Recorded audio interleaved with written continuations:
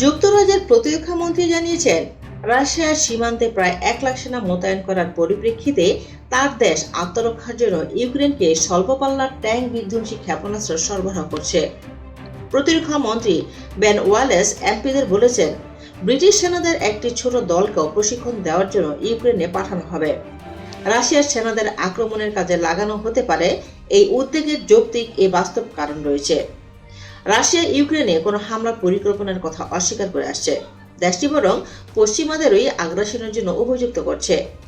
2015 সাল থেকে কিছু সংখ্যক ব্রিটিশ সেনা ইউক্রেনের সশস্ত্র বাহিনীকে প্রশিক্ষণে সহায়তা করার জন্য সেদেশে রয়েছে। 2014 সালে রাশিয়ার ক্রিমিয়া আক্রমণের পরে ইউক্রেনের নৌবাহিনীর পুনর্গঠনে সহায়তা করার জন্য যুক্তরাজ্য অঙ্গীকার করেছে।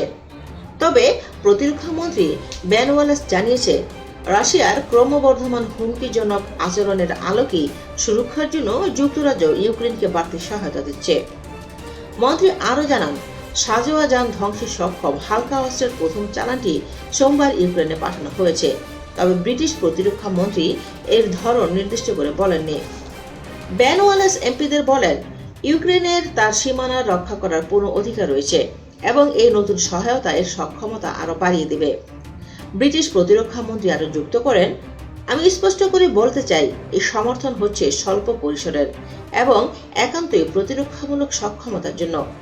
এগুলো কৌশলগত অস্ত্র বা রাশিয়ার জন্য কোনো হুমকি নয়, নিতান্ত আত্মরক্ষায় ব্যবহার করার জন্য।